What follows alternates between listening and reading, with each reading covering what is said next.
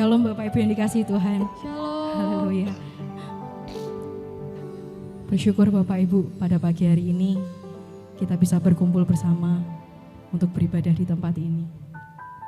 Bapak Ibu yang dikasihi Tuhan, untuk tema bulan ini adalah tema mujizat. Bapak Ibu, saya percaya bahwa di dalam kehidupan kita pernah mengalami yang namanya mujizat. Dan saya percaya bahwa tidak hanya 1-2 kali saja Ibu dan Bapak juga mengalami mujizat, tapi mungkin sudah berkali-kali.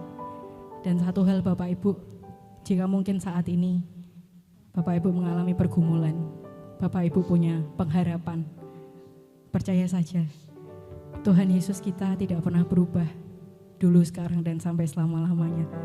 Dia Tuhan yang sama, Dia lakukan mujizat yang dulu, dan Dia pun juga bisa untuk melakukan mujizatnya yang sekarang. Percaya Bapak Ibu, amin, haleluya, haleluya. Mari Bapak Ibu, kita mau pujikan pujian ini. Tiada berubah kuasa nama-Mu Tuhan. Kami percaya Tuhan Yesus, Engkau bekerja Tuhan. Haleluya Tuhan Yesus.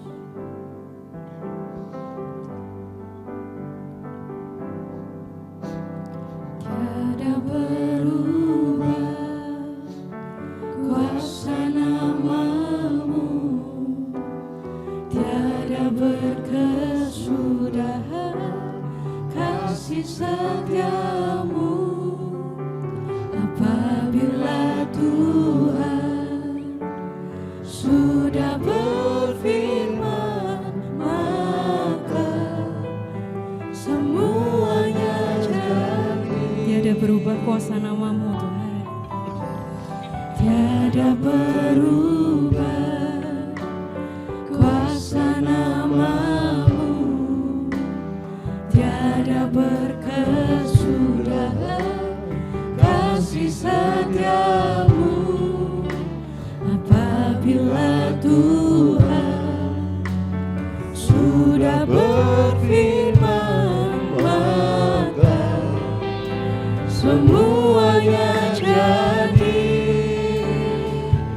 Selama ku menyembah-Mu, ku percaya bahwa mujizat masih terjadi. Selama Kau bersertaku, ku melihat ada mujizat setiap hari. Kami percaya Tuhan akan kuasa-Mu Yesus. Tiada berubah kuasa nama-Mu, tiada berkesudahan kasih setia-Mu. Apabila Tuhan sudah berfirman, maka semuanya jadi. Tiada berubah kuasa nama-Mu Tuhan. Tiada berubah kuasa nama-Mu, tiada berkesudahan kasih setia-Mu. Apabila Tuhan sudah berfirman, maka semuanya jadi. Selama ku menyembah-Mu, ku percaya bahwa mujizat masih terjadi. Selama Kau bersertaku, ku melihat ada mujizat setiap hari. Selama ku menyembah-Mu, ku percaya bahwa mujizat masih terjadi.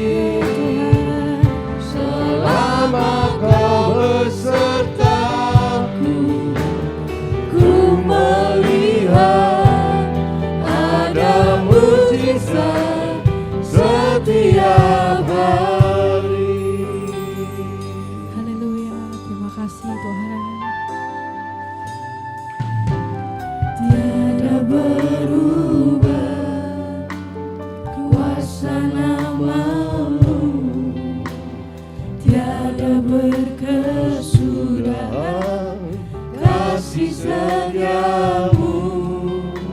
Apabila Tuhan sudah berfirman, maka semuanya jadi. Selama ku menyembahmu, ku percaya bahwa mujizat masih terjadi.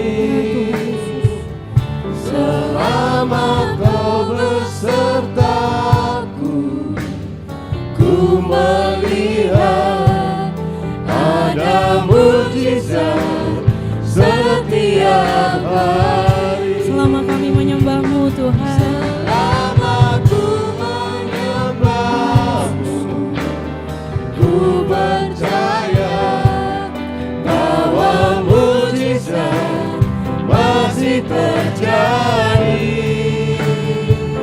Selama kau besertaku, ku melihat ada mujizat setiap hari. mari kita mau bangkit berdiri Bapak Ibu.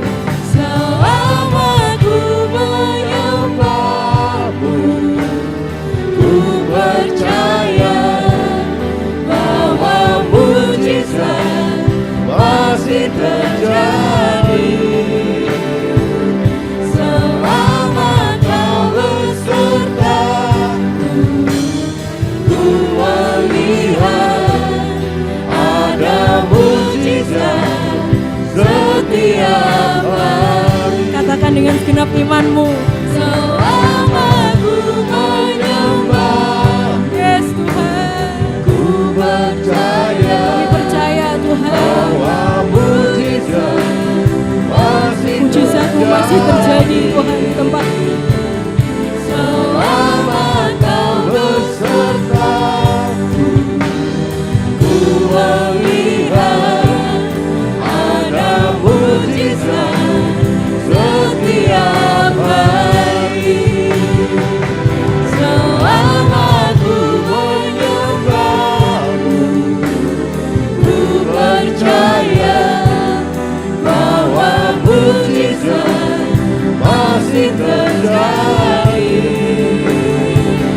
Selama kau besertaku, ku melihat ada mujizat setiap hari.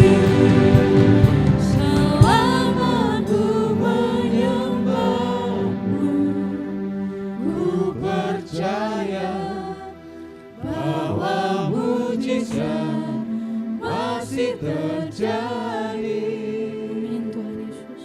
Selama kau besertaku, ku melihat ada mujizat setiap hari. Biarkan jemaat saja yang memujikan pujian ini. Selama ku Ya menyembah, Tuhan Yesus. ku percaya bahwa mujizat masih terjadi. Kami percaya Tuhan, Selama kau besertaku, ku melihat ada mujizat setiap hari. sekali lagi kita mau katakan, Selama ku menyembahmu, ku percaya bahwa mujizat masih terjadi. selama Kau beserta dengan kami Tuhan. Selama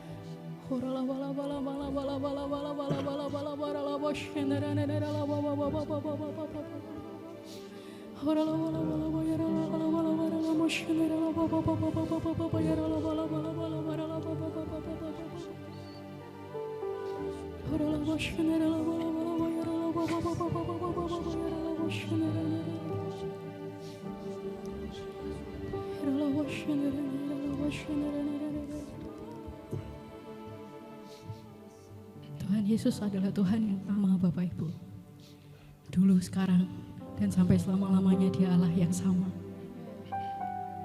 Untuk itu, jika dulu kita sudah pernah melewati begitu banyak pergumulan dan kita mengalami mujizat, untuk itu percayalah bahwa saat ini kita juga akan mengalami mujizatnya Tuhan. Dengan iman yang sama Bapak Ibu, dengan pengharapan yang sama bahkan lebih lagi kepada Tuhan. Karena Tuhan Yesus jika sudah berfirman Dia pasti akan menggenapinya. Percaya Bapak Ibu, firman-Nya itu hidup, firman-Nya itu berkuasa. Jika engkau sakit engkau pasti sembuh. Dengan imanmu Bapak Ibu, percaya sama Tuhan Yesus. Karena Tuhan saat ini ada di tengah-tengah kita. Tuhan saat ini bekerja di tengah-tengah kita. Tuhan Yesus, terima kasih. Satukan hati setiap kami Tuhan. Berkuasalah atas hidup kami Tuhan. Berkuasalah atas kehidupan kami Bapa. Kuasai di hidup kami Tuhan. Kuasai hati pikiran kami Yesus. Dan kami percaya Tuhan bahwa mujizat-Mu terjadi setiap hari dalam kehidupan kami. Bagi orang-orang yang percaya kepada-Mu Tuhan. Terima kasih Yesus. Pimpin ibadah kami Tuhan pada hari ini. Dari awal pertengahan hingga akhirnya. Tuhan yang terus beri sukacita untuk kami, damai sejahtera untuk setiap kami Bapa. Dan setiap kita yang percaya kita mau katakan amin, haleluya. Beri kemuliaan buat Tuhan kita, haleluya, haleluya. Silakan duduk Bapak Ibu yang dikasihi Tuhan, haleluya. Ya, kita mau terima kuasanya Tuhan, dimanapun kita berada, mujizat Tuhan dicurahkan, haleluya.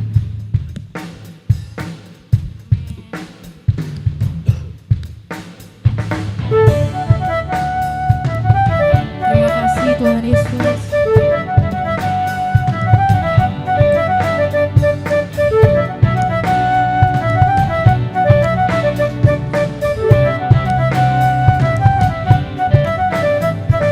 Kami yang telah ditebus dengan darah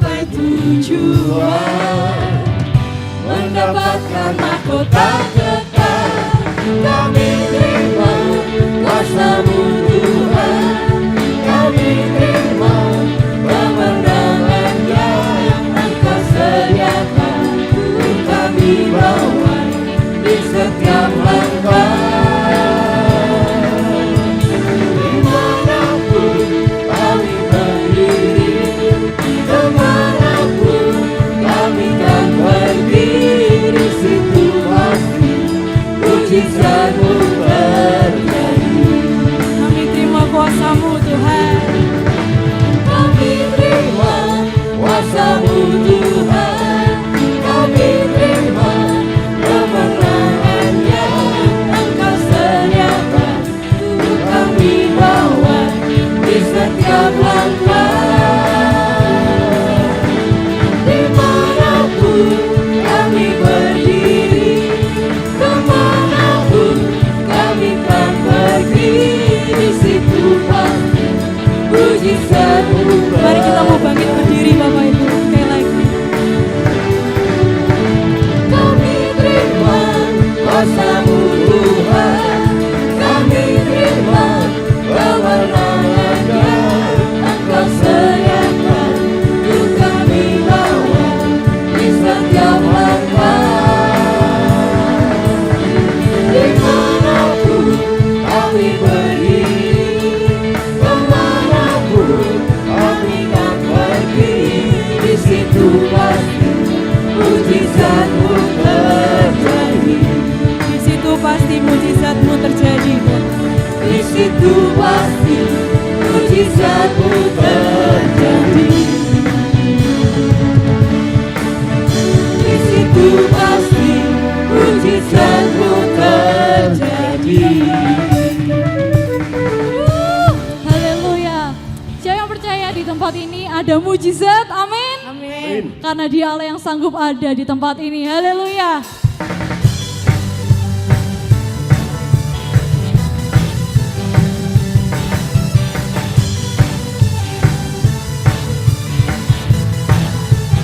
Kasih setiamu Tuhan, kasih setiamu nyata bagiku,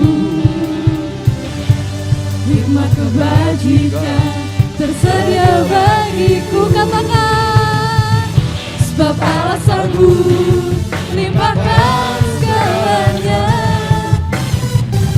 dan anugerahnya sangat besar bagiku. Katakan dengan iman, Aku diberkati, aku dilimpahi, karena Allah sanggup untuk menyediakan. Aku diberkati, aku dilimpahi, atas sempurna anugerah Tuhan bagiku.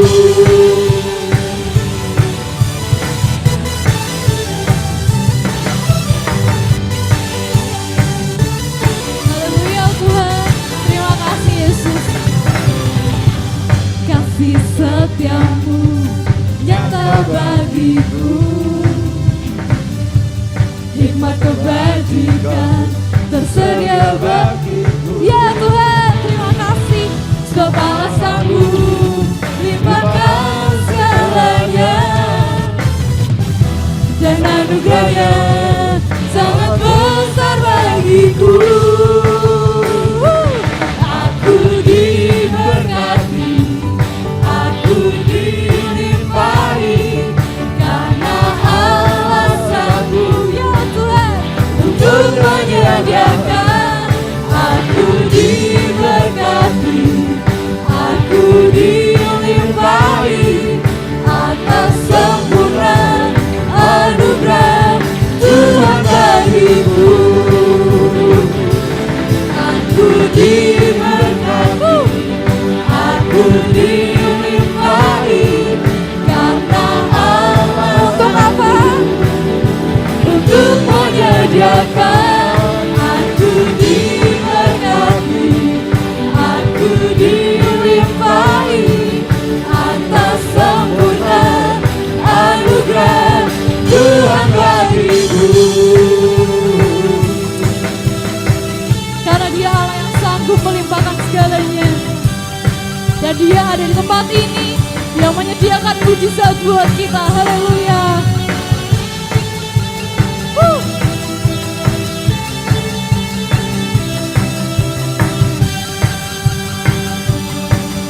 Katakan dengan iman bersama-sama, sebab Allah sanggup limpahkan segalanya, dan anugerahnya sangat besar bagiku. Sebab Allah sanggup limpahkan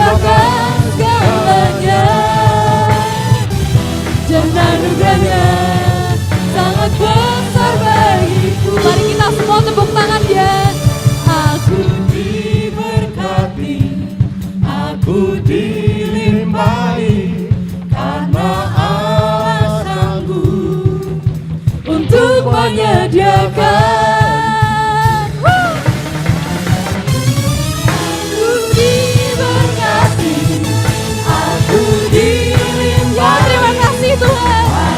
Anak-anakmu, ya Tuhan, menyediakan. Aku diberkati, aku dilimpahi atas sempurna anugerah Tuhan bagiku. Atas sempurna anugerah Tuhan bagiku. Atas sempurna anugerah Tuhan bagiku. Terima kasih Tuhan. Mari berikan sorak-sorai yang terbaik buat Tuhan. Haleluya. Haleluya. Terima kasih Tuhan. Dipersilakan untuk duduk kembali dan mari kita siapkan hati kita untuk menerima firman Tuhan. Biarlah itu menjadi kekuatan buat kita menjalani setiap kehidupan kita. Tangan Tuhan tak kurang panjang untuk selalu menolong hidupku. Ya Tuhan, telinganya tak kurang panjang untuk mendengar seruan hatiku.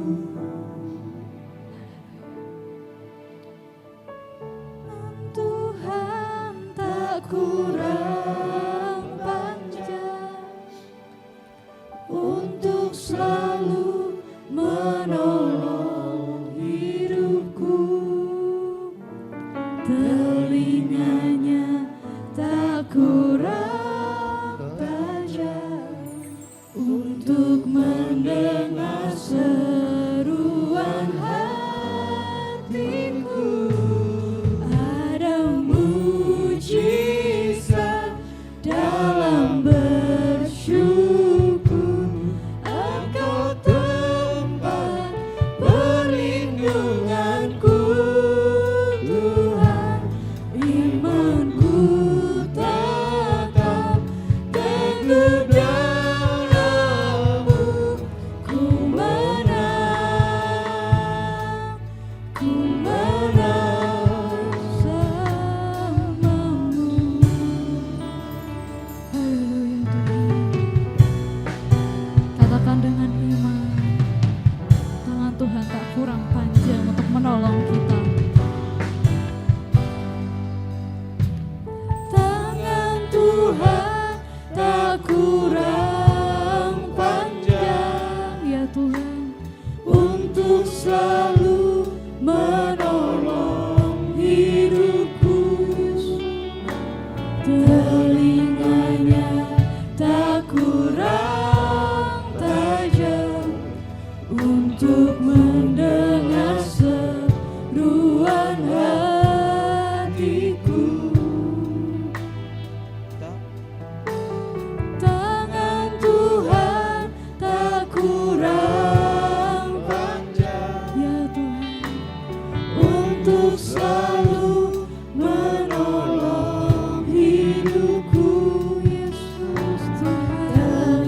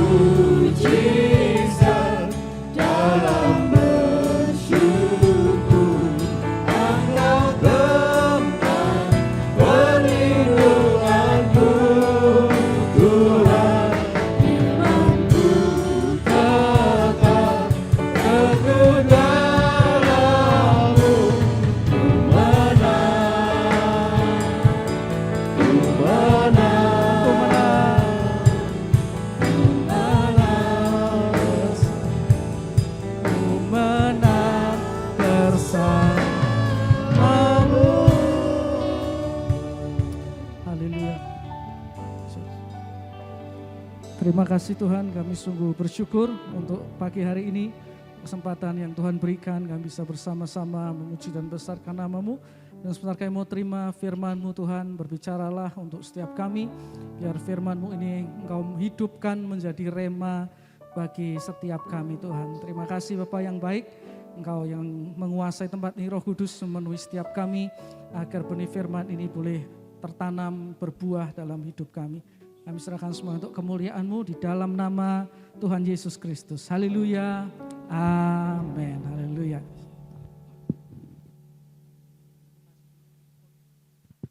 Selamat pagi, shalom. Terima kasih Tuhan. Shalom, shalom.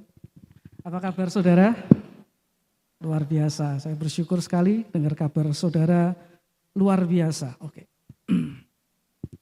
Nah, saudara kasih Tuhan, hari ini kita akan belajar bersama dari salah seorang tokoh Alkitab yang namanya diganti oleh Tuhan dengan nama Israel. Ya, seorang tokoh Alkitab yang namanya diganti oleh Tuhan dengan nama Israel. Siapakah dia saudara? Mari kita akan langsung buka Alkitab kita di Kejadian pasal yang ke-32 ayat yang ke-28.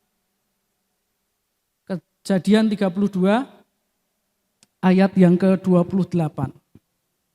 Ya, firman Tuhan berkata, lalu kata orang itu, namamu tidak akan disebutkan lagi Yakub, tetapi Israel, sebab engkau telah bergumul melawan Allah dan manusia dan engkau menang, saudara. Nah, saudara kasih Tuhan, tokoh yang akan kita pelajari, ini adalah seorang yang namanya adalah Yakub, yaitu seorang yang diubah namanya menjadi Israel oleh Tuhan. Saudara kasih Tuhan, kalau kita perhatikan di dalam Alkitab, kalau Anda baca dalam Alkitab, Alkitab itu mencatat ada orang-orang yang namanya itu diubah oleh Tuhan. Atau Alkitab mencatat nama orang-orang tersebut diubah. Misalnya Abram, diubah menjadi siapa Bapak Ibu? Abraham, tidak tahu ya. Kemudian Sarai diubah jadi Sarah. Wah, raja kita nih. Hosea diubah jadi Hosea. WL. Hosea, Binun diubah jadi Yosua, Binun, saudara. Lalu Saulus diubah jadi, nah tahu ya Paulus. Dan juga salah satunya ini, Yakub menjadi Israel, saudara. Nah, kalau kita perhatikan, saudara baca satu demi satu kisah akan orang-orang yang diubah namanya ini, kita akan menemukan bahwa Yakub ini adalah tokoh yang memiliki keunikan tersendiri, saudara. Ya, perubahan namanya ini punya keunikan tersendiri. Saya menemukan paling tidak ada dua hal unik dari kehidupan Yakub ini. Yang pertama adalah hanya Yakub yang diubah namanya oleh Tuhan sendiri sampai 2 kali, saudara. Jadi kalau kita melihat di Alkitab biasanya ada satu momen di mana nama seseorang itu diubah. Baik oleh Tuhan secara langsung maupun oleh lewat hamba Tuhan. Dan setahu saya kecuali Yakub itu diubah hanya 1 kali. Ya, namamu bukan lagi ini tetapi ini. Misal contoh kayak Abram, namamu bukan lagi Abram tapi Abraham. Sudah sekali, saudara. Tetapi Yakub diubah sampai 2 kali, saudara. Ya, ada yang pertama tadi kita baca Kejadian 32 ayat 28 dan yang kedua ada di Kejadian 35 ayat yang ke-10. Jadi tadi Kejadian 32 ayat 28, kemudian Tuhan ulang lagi sekali di Kejadian 35 ayat yang ke-10. Coba ya kita lihat. Kejadian 35 ayat 10. Firman Allah kepadanya, namamu Yakub. Dari sekarang namamu bukan lagi Yakub melainkan Israel, itulah yang akan menjadi namamu. Maka Allah menamai dia Israel. Jadi 2 kali saudara, hanya Yakub yang dicatat 2 kali namanya diubah oleh Tuhan menjadi Israel saudara. Tidak ada yang lain setahu saya yang diubah kecuali Yakub. Untuk menegaskan perubahan namanya dari Yakub, sekarang kamu Israel. Yang kedua saudara, ada satu hal yang juga berbeda dari yang lainnya adalah selain namanya dirubahkan sampai 2 kali, itu biasanya begini, kalau kita lihat kisah di Alkitab, setelah Tuhan mengubah nama seseorang di dalam Alkitab, maka untuk seterusnya Alkitab akan memakai nama barunya untuk menyebut orang tersebut, saudara. Ya, setelah diubah namanya, maka Alkitab akan memakai nama baru orang tersebut untuk menyebut orang itu, saudara. Saya tunjukkan beberapa contoh, saudara. Yang pertama kita lihat di Abram jadi Abraham. Kejadian 17 ayat yang kelima. Saya akan tunjukkan 3 contoh di sini. Kejadian 17 ayat yang kelima. Karena itu namamu bukan lagi Abram, melainkan Abraham. Karena engkau telah kutetapkan menjadi bapa sejumlah besar bangsa. Nah, sejak ayat ini, saudara, sejak Kejadian 17 ayat 5, Anda akan menemukan Abram tidak ditulis lagi. Kalau menyebut Abram selalu sudah dipakai Abraham. Yang Abram enggak keluar lagi. Contoh yang kedua, kita maju sedikit. Kejadian 17, tadi ayat 5, sekarang kita baca ayat 15. Kejadian 17 ayat 15. Soalnya Allah berfirman kepada Abraham tentang istrimu Sarai, janganlah engkau menyebut dia lagi Sarai, tetapi Sarah, itulah namanya. Sejak ayat ini, saudara, nama Sarai tidak ada lagi. Yang keluar adalah Sarah. Ya, namanya sudah berubah jadi Sarah. Satu lagi di perjanjian baru kita lihat Kisah Rasul 13 ayat yang ke-9. Kisah Rasul 13 ayat yang ke-9. Tetapi Saulus juga disebut Paulus, penuh dengan Roh Kudus menatap dia. Nah, sejak ayat ini kata Paulus keluar, nama Saulus tidak disebut lagi, saudara. Keluarnya adalah Paulus. Nah, tetapi saudara, kalau kita lihat kisah hidupnya Yakub ini agak aneh. Karena meskipun Tuhan sudah mengubah namanya jadi Israel, bahkan sampai 2 kali, kalau kita baca kisahnya di Alkitab, sejak namanya dirubah, pasal 32, sampai akhir kitab Kejadian pasal 50, di mana itu diceritakan Yakub sudah meninggal, kita akan menemukan bahwa namanya mayoritas tetap dituliskan dengan Yakub, saudara. Saya coba hitung itu sekitar 56 kali, kurang lebih 56 kali dibanding dengan namanya yang dibanding dengan Israel, nama panggilan barunya. Israel itu keluar sekitar hanya 33 kali. Yakub keluar 56 kali sekitar segitu, dan Israel hanya keluar mungkin sekitar separuhnya, 33 kali, saudara. Nah, saudara, kita perlu tahu mengapa sebetulnya Tuhan mengubah nama seseorang. Tujuannya apa? Tujuannya ketika nama seseorang diubah oleh Tuhan adalah karena Tuhan itu ingin mengubah identitas orang tersebut. Artinya dari yang lama menjadi yang baru. Baik itu bicara karakternya, baik itu bicara perannya atau tugasnya, juga berbicara tentang hari depannya. Itu ingin Tuhan ubah, makanya diberi identitas yang baru, saudara. Demikian juga kalau kita bicara tentang Yakub ini, saudara, maka kita bisa belajar bahwa tujuan Tuhan mengubah namanya dari Yakub menjadi Israel tentu bertujuan agar ada perubahan identitas dari hidup seorang Yakub menjadi Israel, saudara.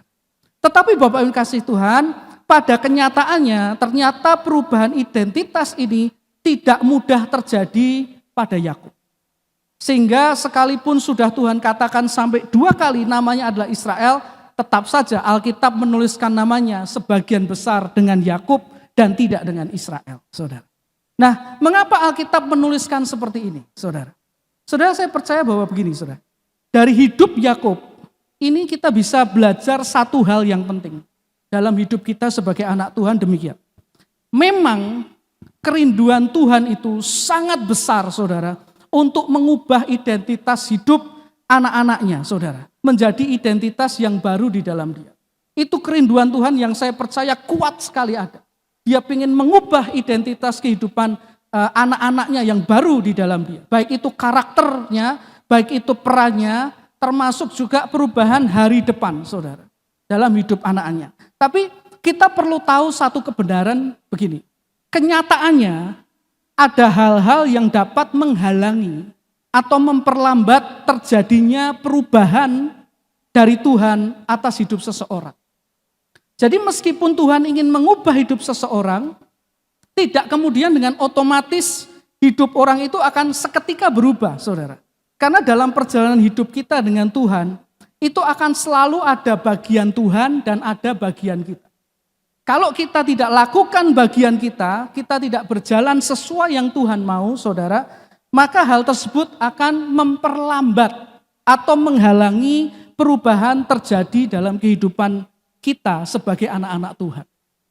Karena itu Bapak kasih Tuhan, jangan heran kalau ada orang-orang yang sudah menjadi Kristen bertahun-tahun, belasan tahun, bahkan mungkin berpuluh-puluh tahun, tetapi tidak mengalami perubahan yang signifikan dalam hidupnya, seperti yang Tuhan inginkan, saudara.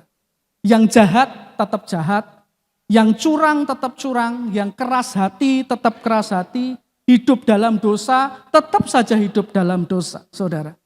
Jadi ibaratnya seperti Yakub tadi, meskipun Tuhan mau mengubahnya menjadi Israel, tetap saja Yakubnya lebih menonjol daripada Israel. Perubahannya lambat, saudara. Nah, saudara kasih Tuhan, lalu hal apa sebetulnya yang dapat menghambat perubahan hidup yang Tuhan inginkan terjadi dalam hidup seseorang? Kalau kita belajar tentang kisah hidup Yakub, kita akan menemukan bahwa Yakub ini adalah orang yang sangat istimewa. Paling tidak karena dua hal yang saya temukan. Dia orang yang sangat istimewa karena dua hal. Yang pertama adalah dia ini adalah orang yang hebat dalam kepandaian dan kecerdikannya, saudara. Yakub ini adalah orang yang pandai dan cerdik sekali. Dalam hidupnya dia banyak mengandalkan itu. Kepandaian, kecerdikannya untuk memperoleh keuntungan dan hal-hal yang dia inginkan, saudara. Dia cerdik, dia pandai. Itu yang pertama, yang istimewa dari Yakub. Yang kedua, yang istimewa adalah selain cerdik, Yakub ini adalah juga orang yang punya tekad luar biasa. Tidak hanya cerdik, tidak hanya pandai, tapi tekadnya juga kuat. Kalau dia mengingini sesuatu, dia akan berjuang mati-matian untuk mendapatkannya. Contohnya waktu dia mau mendapatkan Rahel, saudara. Dia harus kerja 14 tahun, tatai, saudara. Dia jalani itu. Karena tekadnya itu sangat kuat. Nah, rupanya saudara, perpaduan dua sifat Yakub ini, cerdik, pandai, dan juga tekadnya kuat, kemudian membuatnya seringkali menghalalkan segala cara untuk mendapatkan apa yang dia inginkan. Sekalipun itu harus menipu ataupun merampas milik orang lain.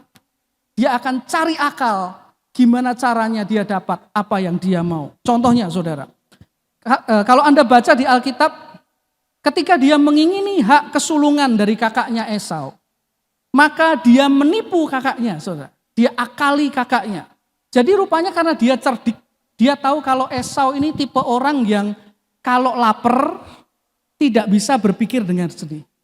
Jadi kalau Esau ini lapar, otaknya agak error, saudara. Makanya waktu dia lapar, dia kali. Hak kesulungannya dong dijual. Esau lapar, saudara, otaknya error, ya sudah buat kamu. Dapat, saudara. Ya dia dapat. Yang kedua, ketika dia mengingini berkat kesulungan. Tadi hak kesulungan udah dapat, sekarang berkat kesulungannya dia juga mau, saudara. Dia menipu ayahnya. Karena dia tahu ayahnya buta. Dia datangi ayahnya dengan bajunya Esau, dengan tangan yang dipalut, diblebet itu bahasa Jawanya, dengan kulit kambing. Supaya berbulu seperti kakaknya. Dia cari akal gimana caranya, saudara. Dia manfaatkan hal itu untuk menipu ayahnya. Lagi saudara, kalau ketika dia mengingini kesuksesan dan harta benda dari pamannya Laban, dia mencari berbagai macam cara supaya dia bisa jadi kaya dengan mengambil hartanya Laban, saudara. Nah, saudara kasih Tuhan, rupanya Yakub ini akhirnya terbiasa hidup mengandalkan dirinya sendiri. Yaitu tekad dan kecerdikannya untuk bisa menjadi orang yang berhasil mendapatkan apapun yang dia inginkan tanpa selalu mengandalkan tuntunan Tuhan. Kalau Anda baca kisahnya, Yakub itu seperti itu. Ia lebih sering dicatat menjalani hidupnya dengan dipikir sendiri, cari cara sendiri, cari jalan sendiri, menurut akal dan kecerdikannya, saudara. Ini sifat yang akan kita temukan sangat menonjol dari kisah hidupnya si Yakub, saudara. Dan inilah yang rupanya menjadi penghalang Yakub untuk berubah menjadi Israel. Yaitu sifat suka mengandalkan akal dan kecerdikannya dalam menjalani hidupnya. Lalu saudara, apakah Yakub tidak pernah dicatat Dia berseru kepada Tuhan. Oh, dicatat saudara, dicatat.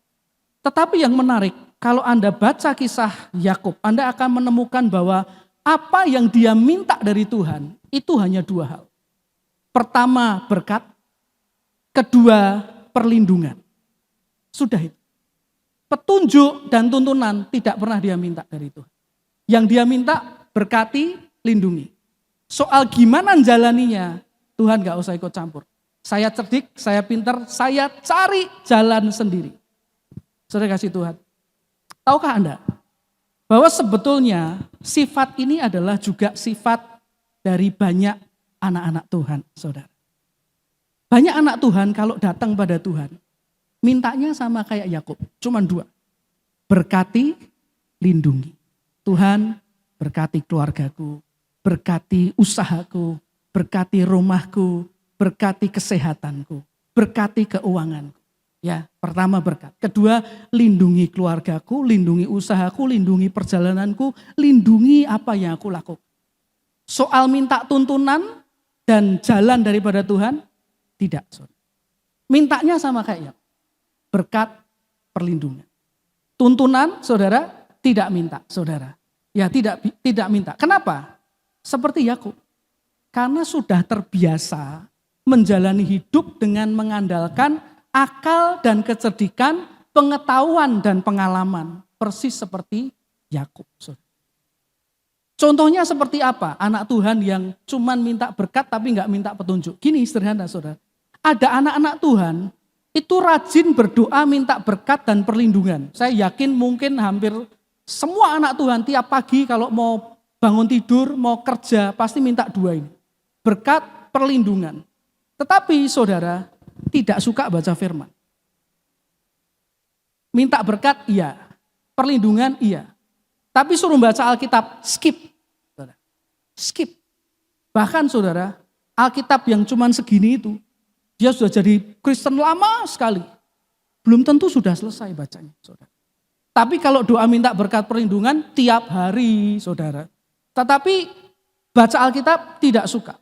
Padahal firman Tuhan berkata, Mazmur 119, 105, firman itu pelita bagi kaki, terang bagi jalan. Artinya apa? Firman ini tuntunan hidup kita. Nah banyak anak Tuhan mintanya berkat perlindungan, gak usah tuntun Tuhan. Jalan hidup aku tentukan sendiri, yang penting Tuhan berkati dan lindungi. Saudara. Itu sama kayak Yakub, Bapak kasih Tuhan. Nah saudara kita perlu ngerti gini, rupanya sikap Yakub ini Tuhan tidak suka. Ya, cuman minta berkat, cuman minta perlindungan, jalan sendiri tanpa Tuhan, saudara. Rupanya enggak disukai oleh Tuhan. Karena itu, karena Alkitab berkata, terkutuklah orang yang mengandalkan kekuatannya sendiri. Jadi kalau Yakub dibiarkan mengandalkan kekuatan sendiri, hidupnya nanti jadi terkutuk, saudara. Karena Tuhan enggak suka, saudara. Karena itulah Tuhan yang begitu mencintai Yakub, dia begitu mengasihi Yakub, ingin identitas Yakub ini berubah supaya bisa sesuai dengan kehendak Tuhan dan mulai berjalan mengandalkan Tuhan, saudara. Karena itu Tuhan lakukan sesuatu buat hidupnya Yakub ini, saudara. Apa yang Tuhan lakukan? Saya ajak kita buka kembali Alkitab kita, Kejadian pasal 32 ayat 24 sampai yang ke-28. Kejadian 32 ayat 24 sampai 28. Lalu tinggallah Yakub seorang diri. Dan seorang laki-laki bergulat dengan dia sampai fajar menyingsing. 25, ketika orang itu melihat bahwa ia tidak dapat mengalahkannya, ia memukul sendi pangkal paha Yakub sehingga sendi pangkal paha itu terpelecok ketika ia bergulat dengan orang itu. 26, kata orang itu, biarkan aku pergi karena fajar telah menyingsing. Sahut Yakub, aku tidak akan membiarkan engkau pergi jika engkau tidak apa? Nah ini yang dia minta, memberkati aku. Lalu kata orang itu, biarkan aku 27, bertanyalah orang itu kepadanya, siapa namamu? Sahutnya Yakub. 28, lalu kata orang itu, namamu tidak akan disebutkan lagi Yakub, tetapi Israel, sebab engkau telah bergumul melawan Allah dan manusia dan engkau menang. Saudara, kalau kita lihat di dalam kisah ini, Tuhan ingin mengubah Yakub menjadi Israel. Apa artinya Yakub? Yakub itu artinya adalah penipu yang ulung, saudara. Penipu yang ulung, orang yang ahli mengandalkan kecerdikan untuk mendapat keuntungan pribadi. Itu arti Yakub, penipu yang ulung, saudara. Lalu apa arti dari Israel? Kenapa Yakub diubah jadi Israel? Israel itu artinya adalah God prevails. God prevails itu artinya adalah Tuhan menang atau kemenangan dengan Tuhan. Jadi dari sini kita bisa mengerti bahwa sebetulnya identitas baru Yakub yang Tuhan inginkan adalah bukan lagi mengandalkan kekuatannya sendiri, tetapi mengandalkan Tuhan, saudara. Nah, kita lihat tadi arti Israel adalah Tuhan menang atau Tuhan yang menang. Nah, kalau Tuhan yang menang berarti ada yang kalah. Yang kalah siapa? Yakubnya. Yakub harus belajar untuk memenangkan Tuhan daripada pikirannya. Belajar cari maunya Tuhan daripada maunya sendiri. Yakub juga berarti, Israel juga berarti menang bersama Tuhan, saudara. Artinya Tuhan ingin bahwa setelah hari itu, kalau Yakub berjalan bersama dengan Tuhan. Kalau menang ya menang bukan karena Yakub, tapi karena Tuhan. Yakub yang seharusnya dikalahkan, saudara. Dan untuk itu Tuhan memberi satu tanda, dipukul pahanya, saudara. Supaya terpelecok, saudara. Ini tanda dari Tuhan seumur hidupnya. Karena seumur hidup setelah hari itu, Yakub itu pincang, saudara. Pincang jalan. Nah, kenapa dipukul pangkal paha? Pangkal paha ini sebetulnya adalah gambaran kekuatan seseorang untuk bisa tetap tegak berdiri, saudara. Karena itu dipukul oleh Tuhan, supaya sejak itu Yakub harus gini. Ya, saudara. Enggak tegak lagi. Supaya apa? Yang menang Tuhan. Yakubnya belajar untuk kalah. Ya, sejak hari itu, malam itu, Yakub pincang seumur hidupnya, tapi namanya diganti oleh Tuhan. Jadi Israel, supaya Yakub belajar, aku bukan lagi Yakub. Aku harus jadi Israel, orang yang mengandalkan Tuhan, yang menangnya karena Tuhan. Nah, pertanyaannya adalah, setelah malam itu, apakah Yakub betul-betul jadi Israel yang selalu mengandalkan Tuhan dan menang bersama Tuhan? Sayangnya tidak, Bapak Ibu. Sayangnya tidak. Bahkan saya menemukan Alkitab menunjukkan ada dua hal menarik lagi dan yang cukup aneh sebetulnya. Terjadi kira-kira lebih dari 15 tahun setelah kejadian di mana Tuhan mengubah nama Yakub menjadi Israel. Ada dua hal dicatat dalam Alkitab dengan jelas yang sebetulnya kalau kita perhatikan dengan detail, dua hal ini aneh, saudara. Yuk kita lihat yang pertama, Kejadian 46 ayat yang kedua. Kejadian 46 ayat yang kedua. Berfirmanlah Allah kepada Israel dalam penglihatan waktu malam. Yakub, Yakub, sahutnya, ya Tuhan. Saudara, coba kita perhatikan ayat ini. Siapa yang tadi mengubah nama Israel, nama Yakub menjadi Israel, saudara? Tuhan. Berapa kali diubah? 2 kali. Lalu di sini 15 tahun lebih kemudian Tuhan ketemu lagi menemui Yakub dan memanggilnya. Sebutannya siapa? Lah kok Yakub, saudara? Bukannya Tuhan sendiri yang mengubah namanya jadi Israel? 2 kali Tuhan mengubah namanya jadi Israel. Tapi 15 tahun lebih kemudian Tuhan menemui Yakub, manggilnya apa? Yakub. Tidak Israel. Harusnya kalau sudah dirubah, Tuhan ketemukan Israel, Israel hambaku, kan begitu. Enggak, saudara. Ketemunya tetap Yakub. Dikatakan Tuhan, berfirmanlah Allah kepada Israel. Allah pengennya ketemunya Israel. Tapi waktu manggil, Tuhan lihat, masih Yakub. Dan yang menarik, saudara, Yakub menjawab dengan sadar. Yakub, ya Tuhan. Ya Yakub enggak berkata, loh Tuhan, kan sudah diganti Israel. Kok Tuhan manggilnya Yakub? Enggak, saudara. Waktu Tuhan berkata, masih Yakub, ya Tuhan. Masih Yakub. Artinya apa? Sifat Yakubnya masih lebih kuat daripada Israel. Meskipun kalau kita baca, iya saudara, hidupnya memang sudah mulai berangsur-angsur terus berubah dan berubah. Tetapi waktu Tuhan ketemu dia di Fatsal ini, masih Yakub. belum Israel. Itu yang aneh pertama. Yang kedua, saudara, ketika Yakub ini sudah tua, usianya sekitar 130 tahunan. Yakub ini pindah ke Mesir karena Yusuf jadi penguasa di Mesir. Anda mestinya tahu kisah itu. Yusuf jadi penguasa di Mesir, seluruh keluarganya diajak pindah yuk ke Mesir. Dan waktu pindah ke Mesir, Yakub ini ketemu Firaun. Ya, dan Firaun bertanya kepadanya, umurmu berapa? Lalu Yakub mengatakan sesuatu yang menarik sekali, saudara. Mari saya ajak kita lihat satu ayat. Kejadian 47 ayat yang ke-9. Jawab Yakub kepada Firaun, tahun-tahun pengembaraanku sebagai orang asing berjumlah 130 tahun. 17 tahun setelah ini Yakub meninggal, saudara. Tahun-tahun hidupku itu sedikit saja dan buruk adanya.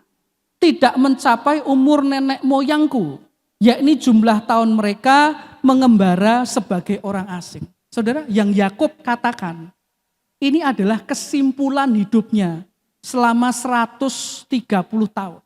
Ya, dia berkata, tahun-tahun pengembaraanku 130 tahun. Dan kesimpulannya apa? Hidupku itu sedikit dan buruk adanya. Saudara, kata buruk itu bahasa aslinya adalah rah.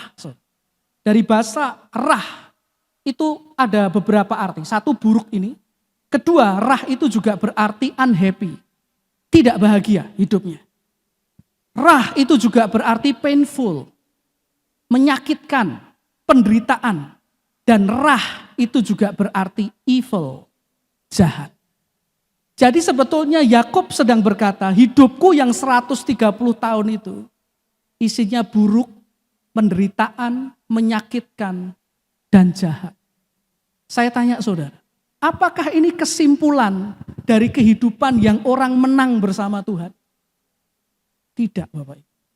Orang yang menang bersama Tuhan tidak akan mengatakan hidupku 130 tahun itu isinya jahat, menyakitkan, buruk, penderitaan.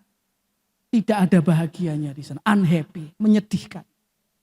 Jadi Bapak kasih Tuhan, inilah yang dialami oleh Yakub. Tuhan inginnya dia jadi Israel, saudara. Menang Yakub bersama Tuhan, menang bersamaku. Yakub berkata, enggaklah Tuhan. Tuhan cukup lindungi, berkati. Aku jalani sendiri hidupku dengan kekuatanku, dengan pikiranku, dengan kecerdikan. Dan ketika dia tua, dia simpulkan hidupnya. Hidupku tuh jahat. Hidupku tuh buruk, menderita. Penuh dengan kesakitan. Saudara, kembali lagi Bapak kasih Tuhan. Kita perlu mengerti bahwa Tuhan itu ingin hidup kita, Anda dan saya, berubah. Makin hari makin berkenan. Makin hari makin menyenangkan hatinya. Karena dia begitu mengasihi Anda dan saya. Sampai dia mati buat kita, saudara. Dia begitu mencintai kehidupan kita. Tetapi kita juga harus tahu satu kebenaran dari kisah hidup Yakub menjadi Israel. Bahwa selama kita tidak mau belajar untuk membiarkan atau mengizinkan Tuhan yang menang atas hidup kita, tidak mau belajar untuk mendapatkan kemenangan bersama dengan Tuhan, hanya mau berkat dan perlindungannya, maka bisa jadi kita akan jadi orang Kristen yang bertahun-tahun saudara, tetapi tidak pernah mengalami perubahan identitas sebagai anak-anak Allah saudara. Sehingga seperti Yakub, waktu Tuhan melihat kita, oh ijek Yakub ternyata. Ya, sudah 10 tahun ikut Tuhan, datang pada Tuhan, Tuhan lihat, oh tetap Yakub belum jadi Israel. 20 tahun ikut Tuhan, datang pada Tuhan, Tuhan bilang, oh tetap Yakub belum jadi Israel, saudara. Karena itu Bapak Ibu kasih Tuhan. Saya percaya semua kita jadi anak Tuhan pasti ingin hidup menyenangkan hati Tuhan. Amin, saudara. Pengen hidup membuat Tuhan bahagia. Karena itu mari kita belajar. Tuhan yang menang. Israel, God prevails. Tuhan yang menang atas hidupku, atas kehendakku, atas pikiranku, atas rencanaku, atas jalanku, atas rencana masa depan. Tuhan Engkau yang menang. Karena aku mau menang bersama dengan Engkau. Bukan memenangkan hidup karena aku pinter. Bukan memenangkan hidup karena pengalamanku banyak. Tapi aku ingin memenangkan hidup. Karena Tuhan ada bersama dengan aku. Nah itu yang Tuhan inginkan saudara. Karena itu saudara, menarik kalau Alkitab berkata hari ini kita disebut Israel rohani. Karena hal yang sama sebetulnya Tuhan inginkan terjadi dalam hidup kita. Jadi anak Tuhan yang menangnya bukan karena kuat dan gagah kita, tapi karena Roh Kudus, karena kekuatan daripada Tuhan bekerja di dalam kehidupan kita. Nah, ini hal yang kita bisa belajar, saudara. Tuhan ingin kita berubah. Tuhan ingin mengubah hidup kita, saudara, dengan dahsyat. Tapi ingat, ada satu hal yang bisa menghalangi. Kalau kita terus saja mengalahkan kehendak Tuhan dan memenangkan kehidupan kita, maka perubahan itu enggak akan segera terjadi. Tapi kalau kita ingin mengalami perubahan, hidup menjadi berkenan di hadapan Tuhan. Belajar, saudara, untuk cari kehendak Tuhan. Untuk biarkan kehendak Tuhan yang terjadi, rencana Tuhan yang terjadi dan digenapkan dalam kehidupan kita. Amin, saudara. Mari kita datang pada Tuhan di dalam doa. Haleluya. Terima kasih Tuhan, kami sungguh bersyukur untuk firman-Mu Tuhan yang sudah mengajarkan kami kisah tentang Yakub.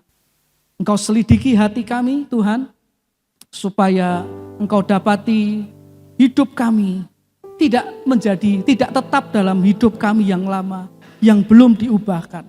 Tapi biarlah kami berubah menjadi Israel rohani di hadapan-Mu, yang didapati menyenangkan hati-Mu, yang berjalan bersama dengan Engkau, yang menang bersama dengan Engkau Tuhan.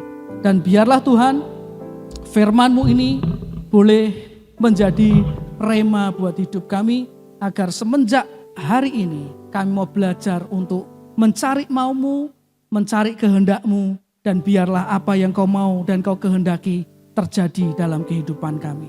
Terima kasih Tuhan, kami serahkan semuanya di dalam nama Tuhan Yesus Kristus. Haleluya.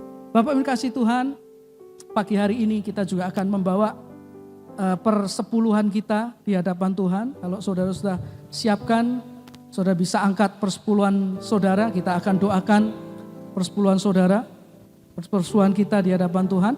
Firman Tuhan berkata di Maleakhi 3 ayat yang ke-10, bawalah seluruh persembahan persepuluhan itu ke dalam rumah perbendaraan, supaya ada persediaan makanan di rumahku, dan ujilah aku, firman Tuhan semesta alam, apakah aku tidak membukakan bagimu tingkap-tingkap langit dan mencurahkan berkat kepadamu sampai berkelimpahan. Kita percaya firman Tuhan, kita percaya janji Tuhan, kalau kita bawa persepuluhan kita kepada Tuhan, Tuhan akan membukakan tingkap-tingkap langit dan mencurahkan berkat dalam hidup kita sampai berkelimpahan. Mari angkat persepuluhan saudara di hadapan Tuhan dan kita bawa kepada Tuhan. Tuhan, kami sekali lagi datang kepadamu, membawa persepuluhan kami di hadapan Engkau Tuhan.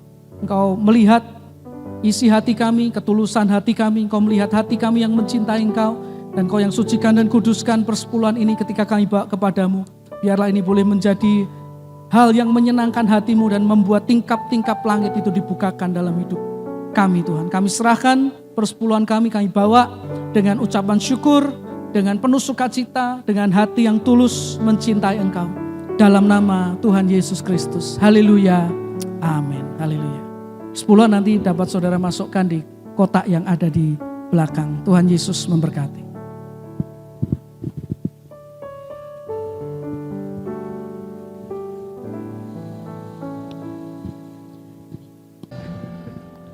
Ya, sebelumnya saya akan menyampaikan beberapa pengumuman untuk ibadah raya onsite minggu depan di tanggal 11 Juni 2023. Diadakan pada pukul 8 pagi dan firman Tuhan akan disampaikan oleh Bapak Gembala Sidang, Pendeta Yohan Hadi Prayitno, dan bagi jemaat yang belum bisa hadir dalam ibadah onsite, dapat tetap mengikuti ibadah secara online pada sore hari pada pukul 5 sore di channel YouTube GBI Semarang Indah. Dan untuk pengumuman yang kedua, bagi Bapak Ibu yang akan memberikan persembahan kasih ataupun persepuluhan bagi pelayanan dan pekerjaan Tuhan, amplop persembahan dapat dimasukkan ke dalam kotak persembahan yang ada di pintu keluar gereja ketika Bapak Ibu akan pulang. Kemudian sebelum kita pulang, kita akan menerima berkat dari Tuhan. Saya mengundang Bapak Ibu untuk dapat bangkit berdiri bersama-sama dan minta tolong untuk Bapak Hansyo untuk memberikan doa berkat.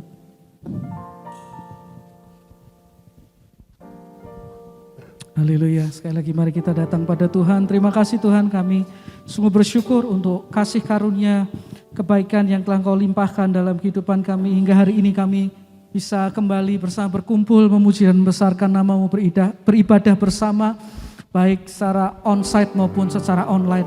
Dan sebentar kami mau akhiri ibadah kami, Tuhan kami berdoa, Engkau curahkan berkat-Mu berlimpah-limpah atas hidup kami. Bapak Ibu kasih Tuhan, pada akhir ibadah kita, mari angkatlah kedua tangan-Mu kepada Tuhan. Tangkap dan terimalah berkat Tuhan atas hidupmu. Tuhan memberkati keluarga dan rumah tanggamu. Tuhan memberkati usaha dan pekerjaanmu. Tuhan memberkati engkau dengan kesehatan yang baik. Tuhan memberkati pendidikan yang sedang kau jalani. Tuhan memberkati pelayananmu makin dahsyat dan luar biasa. Tuhan memberkati hidupmu sehingga hidupmu berhasil, beruntung dan berkemenangan. Tuhan memberkati engkau dan melindungi engkau. Tuhan menyinari engkau dengan wajah-Nya dan memberi engkau kasih karunia. Tuhan menghadapkan wajah-Nya kepadamu dan memberi engkau damai sejahtera dari sekarang sampai Maranatha, saat Tuhan Yesus Juru Selamat kita datang kembali untuk kali yang kedua. Dan semua yang percaya terima berkat Tuhan berkata, amin.